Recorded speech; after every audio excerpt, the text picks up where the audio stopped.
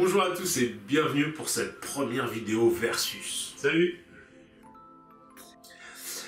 Pour ce premier épisode, on va confronter deux méthodes pour peindre le métallique sur vos figurines, à savoir le NMM pour Non-Metal Métallique et le TMP pour True Metal Paint. Le NMM, en fait, si vous ne connaissez pas, ça va consister à refaire des peintures, un effet métallique, sans utiliser de peinture avec dedans des pigments métalliques. Le TMP pour True Metal Painting, ça va être la même chose, sauf que là, on va utiliser des peintures métalliques.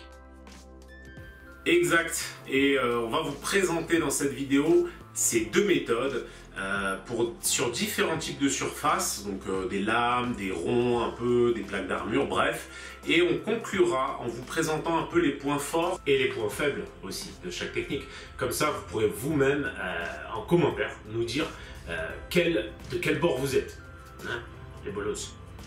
Gros big up à nos boss sur Patreon qui nous soutiennent et nous permettent de vous proposer toujours du contenu innovant et de qualité.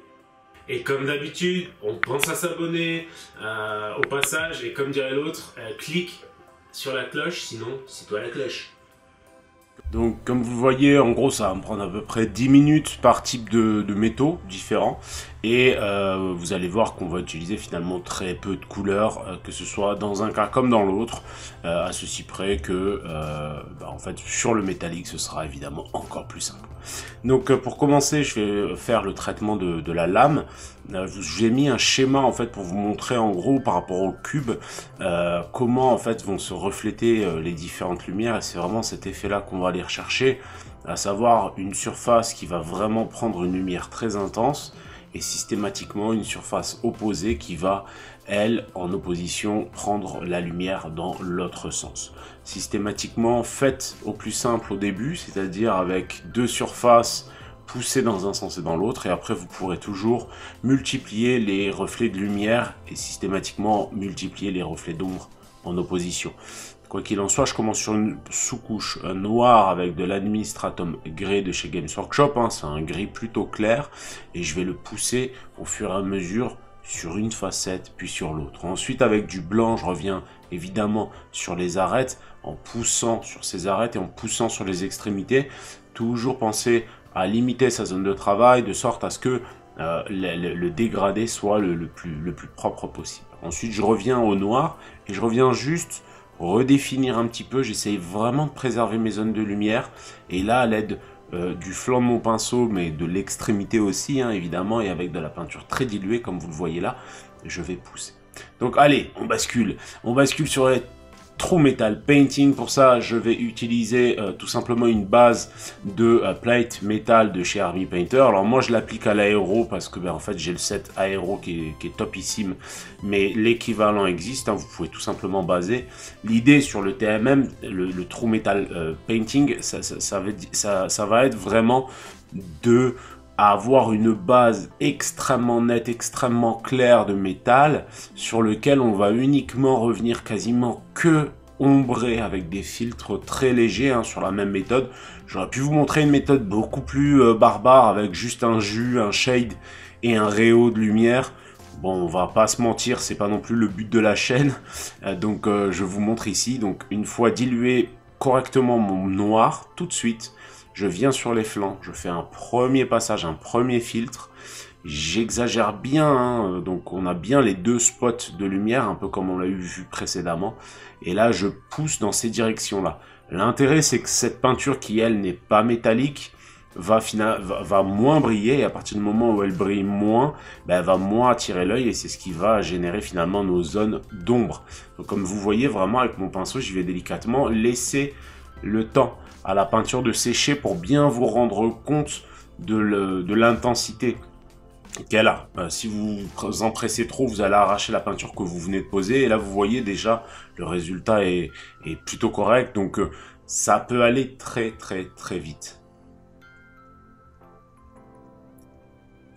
Et ensuite, je vais tout simplement revenir encore au noir pour encore plus exagérer en fait ces zones d'ombre, pour que limite on ait un noir opaque sur certaines zones d'ombre. Comme ça, vraiment, ça montre où se pose l'ombre et où se pose la lumière. Et ensuite, tout simplement, avec un petit peu de Shining Silver, donc prenez finalement le métallique le plus clair que vous ayez. Je vais refaire en fait tout simplement des éclaircies avec de la peinture assez diluée. Et je vais évidemment rehausser les arêtes hein, comme d'habitude sur ce type de zone. Et en passant, à force de passer, finalement, on va avoir une intensité extrêmement importante qui va finalement matcher parfaitement avec le métallique. Et là, encore une fois, avec de la peinture très diluée, juste en filtre très léger, on rehausse, on exagère et on booste. Et vous voyez à la caméra, vous voyez à peu près, mais c'est vrai que c'est difficile à filmer et c'est pour ça que le true metal painting, c'est vrai que parfois c'est un peu problématique parce que en final, en fonction de l'angle dans lequel on est, ça marche plus ou moins.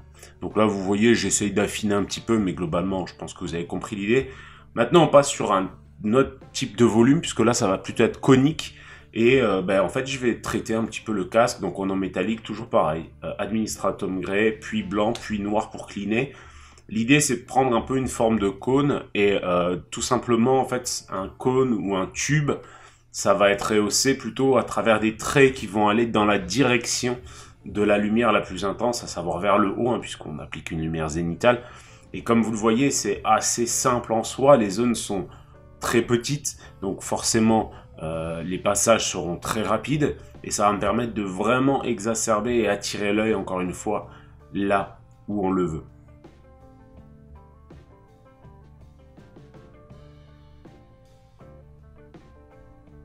Petit à petit, je rehausse toujours, hein, comme d'habitude, les arêtes pour avoir le résultat le plus sympa possible. Alors évidemment, hein, je n'ai peint que d'un côté, tout simplement pour vous montrer rapidement un peu comment cela fonctionne. On refait la même avec cette fois du métallique, hein, parce que c'était l'objectif aussi de cette vidéo, de vous montrer les deux. En fait là, c'est le même principe à ceci près qu'on va préserver les zones de lumière les plus intenses et ombrer par contre pas mal directement au noir pour marquer les zones d'ombre les plus intenses et faire en sorte qu'effectivement on se retrouve avec cette espèce de forme et ces ombres qui vont se poser sur le cône. Alors sur le cône que je vous présente, il y a plusieurs reflets de lumière. Là on se concentre sur un, c'est déjà pas mal. Ensuite on passe sur l'aspect code de maille. Si on peut dire, c'est un peu équivalent à une sphère, dans le sens où en fait je vais vraiment rehausser tout le pourtour bas et poser un point de lumière en son centre. La surface, encore une fois, est extrêmement petite, mais je pense que ça vous permet tout de même, je l'espère en tout cas, dites-moi en commentaire, de bien un petit peu cerner les choses. S'il faut, je ferai d'autres vidéos. Hein. N'hésitez pas du coup à me dire ce que vous pensez de ces sessions-là. Et là, tout simplement pour tout ce qui est tube, comme je vous l'ai dit, en fait, ça va être une succession de traits pour représenter les reflets de la lumière. Donc au gris dans un premier temps, au blanc, puis au noir. Ce qui est cool avec le non métallique, c'est ça aussi, c'est qu'en fait ça permet d'appréhender la dilution avec peu de couleurs et du coup à passer plus de temps, non pas à choisir ses couleurs, mais à vraiment jauger et doser sa dilution.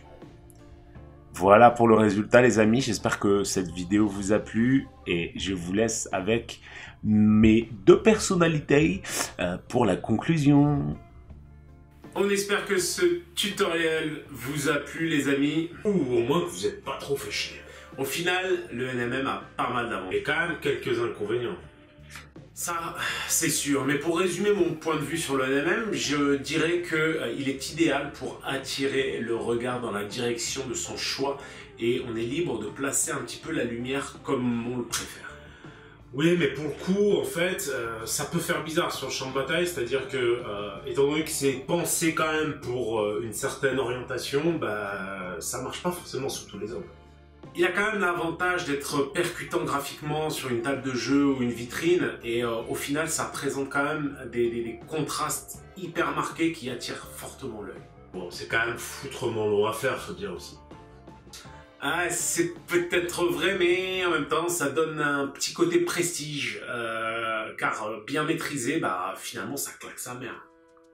Ouais, pour ce qui est du TMP, de mon point de vue en tout cas, déjà, je trouve que c'est vachement plus simple en termes d'application et de temps.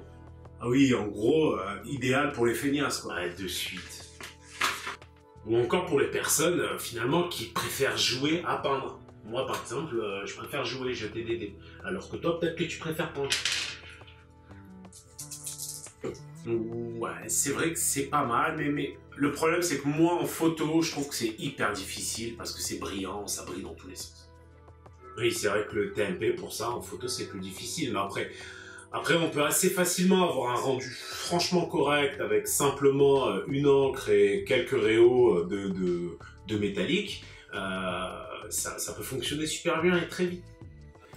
Parce que pour nous, franchement, vous l'aurez compris, les deux méthodes ont quand même pas mal d'avantages et aussi quelques inconvénients.